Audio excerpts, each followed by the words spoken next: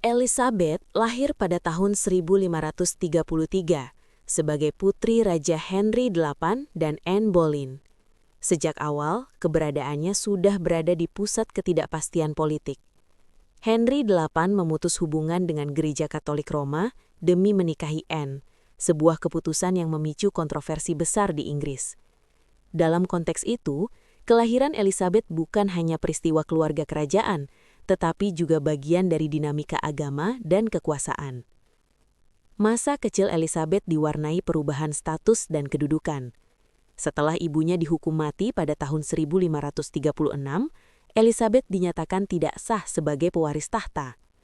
Walaupun demikian, ia tetap menerima pendidikan yang baik. Guru-gurunya memperkenalkan berbagai disiplin ilmu, mulai dari bahasa Latin dan Yunani hingga retorika, teologi, dan sejarah. Ketekunannya dalam belajar membuat Elizabeth dikenal cerdas dan berhati-hati dalam berbicara, suatu ciri yang akan mewarnai kepemimpinannya kelak. Ketika Mary pertama naik tahta setelah Edward ke-6 meninggal, posisi Elizabeth kembali menjadi rumit. Mary adalah seorang Katolik yang berusaha mengembalikan Inggris ke jalur gereja Roma, sementara Elizabeth dikenal memiliki kecenderungan Protestan. Ketegangan politik dan agama yang muncul membuat Elizabeth diawasi secara ketat.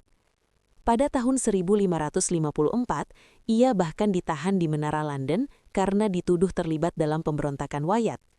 Selama periode ini, Elizabeth belajar mengendalikan sikap dan kata-kata, menyadari bahwa konsistensi dan kehati-hatian adalah kunci untuk bertahan. Mary I tidak memiliki keturunan, dan ketika ia wafat pada tahun 1558, Elizabeth naik tahta pada usia 25 tahun. Kondisi Inggris saat itu masih tidak stabil. Perpecahan agama, ekonomi yang belum pulih, serta tekanan dari kekuatan Eropa menjadikan awal pemerintahannya penuh tantangan. Elizabeth menyadari bahwa konsensus politik diperlukan untuk memulihkan stabilitas negara. Salah satu keputusan awal Elizabeth adalah menetapkan kebijakan agama yang bersifat moderat. Ia tidak memaksakan Inggris untuk menjadi sepenuhnya Protestan atau sepenuhnya Katolik, tetapi memilih pendekatan tengah dengan membentuk struktur gereja Inggris yang lebih fleksibel. Kebijakan ini tidak menghapus ketegangan agama sepenuhnya, namun mengurangi potensi konflik yang lebih besar. Dalam urusan politik luar negeri, Elizabeth harus menghadapi tekanan dari kerajaan Spanyol dan Prancis. Kedua negara tersebut merupakan kekuatan Katolik yang memandang Inggris sebagai ancaman ideologis dan strategis. Situasi menjadi semakin kompleks ketika Mary Stuart, Ratu Skotlandia yang memiliki klaim atas tahta Inggris, menjadi simbol harapan bagi pihak Katolik. Keberadaan Mary Stuart kelak akan menjadi salah satu isu penting dalam pemerintahan Elizabeth. Masalah suksesi dan pernikahan menjadi isu yang menonjol dalam tahun-tahun awal pemerintahan Elizabeth. Banyak pihak menganggap seorang ratu tanpa pasangan adalah kondisi yang tidak ideal, baik dari segi legitimasi maupun keamanan politik. Namun Elizabeth menunda keputusan untuk menikah. Ia memahami bahwa pernikahan bukan sekedar urusan pribadi, tetapi juga keputusan diplomatik yang dapat mengubah keseimbangan kekuatan di Eropa. Tawaran pernikahan datang dari berbagai pihak, baik dari dalam negeri maupun dari luar negeri, namun semuanya dipertimbangkan dengan hati-hati. Sementara itu, kehadiran Mary Stuart terus menjadi persoalan. Mary adalah Ratu Skotlandia dan sekaligus sepupu Elizabeth. Namun secara genealogis, Mary memiliki klaim yang dianggap sah oleh sebagian besar kaum Katolik terhadap tahta Inggris. Setelah Mary dipaksa turun tahta di Skotlandia dan melarikan diri ke Inggris pada tahun 1568, keberadaannya menjadi faktor politik yang sensitif. Elizabeth pada akhirnya memutuskan untuk menahan Mary dalam pengawasan. Selama hampir 2 dekada, Mary menjadi simbol oposisi Katolik terhadap Elizabeth, terutama bagi pihak-pihak yang menolak keberadaan seorang ratu Protestan di Inggris. Ketegangan agama tidak hanya berasal dari internal kerajaan, tetapi juga dari Eropa. Pada tahun 1570, Paus Pius V mengeluarkan bula ekskomunikasi terhadap Elizabeth, yang menyatakan bahwa umat Katolik tidak berkewajiban taat kepadanya.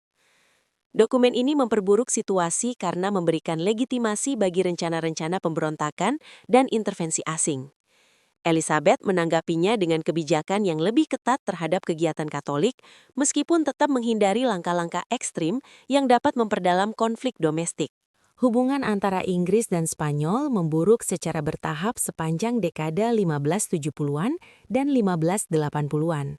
Faktor ekonomi dan kolonial turut memainkan peran, terutama karena aktivitas perompak Inggris yang menyerang kapal-kapal Spanyol di laut.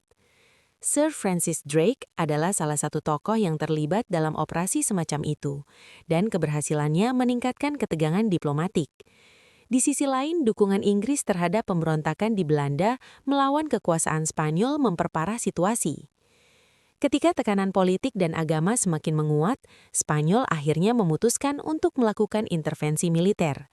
Pada tahun 1588, armada Spanyol dikirim untuk menyerang Inggris. Namun berbagai faktor termasuk strategi Angkatan Laut Inggris serta cuaca yang tidak mendukung menyebabkan peristiwa tersebut berakhir dengan kegagalan bagi Spanyol. Kemenangan ini meningkatkan prestis Inggris secara internasional dan memperkuat reputasi Elizabeth sebagai pemimpin yang mampu menjaga stabilitas nasional di tengah tekanan eksternal.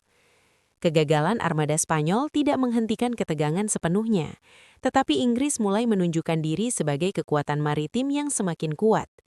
Situasi ini membuka jalan bagi aktivitas perdagangan dan ekspedisi ke wilayah yang lebih jauh. Meskipun hasilnya belum sebesar pada masa berikutnya, pemerintahan Elizabeth menandai awal dari perubahan orientasi Inggris dalam urusan global. Selain urusan diplomatik dan krisis militer, salah satu ciri penting pemerintahan Elizabeth adalah kemajuan budaya yang terjadi pada periode tersebut. Era ini dikenal sebagai zaman Elizabethan, sebuah fase ketika pertumbuhan seni, teater, dan literatur berlangsung pesat. Kehadiran tokoh-tokoh seperti William Shakespeare, Christopher Marlowe, dan Edmund Spenser memberi warna pada perkembangan sastra Inggris. Tidak semua karya pada masa itu dipengaruhi langsung oleh istana, tetapi stabilitas relatif dalam negeri memungkinkan munculnya kreativitas yang lebih luas. Kemajuan di bidang budaya tersebut juga menjadi bagian dari transformasi identitas nasional. Meskipun Inggris belum menjadi kekuatan besar seperti pada masa berikutnya, masyarakat mulai merasa lebih percaya diri terhadap posisi negaranya di Eropa. Bahasa Inggris semakin menguat sebagai medium intelektual dan artistik, menggantikan dominasi Latin yang sebelumnya umum digunakan dalam karya ilmiah maupun sastra. Sementara itu, keberadaan Mary Stuart terus menjadi ancaman politis.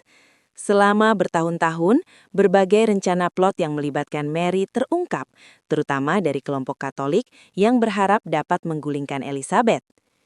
Setelah kasus Babington pada tahun 1586, bukti yang dikumpulkan menunjukkan keterlibatan Mary dalam korespondensi terkait rencana pembunuhan Elizabeth.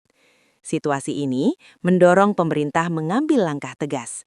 Pada tahun 1587, Mary Stuart dieksekusi, sebuah keputusan yang membawa konsekuensi diplomatik, khususnya dengan Prancis dan Spanyol. Meskipun menimbulkan kontroversi, tindakan tersebut dianggap mengakhiri ancaman suksesi langsung yang berasal dari pihak Katolik.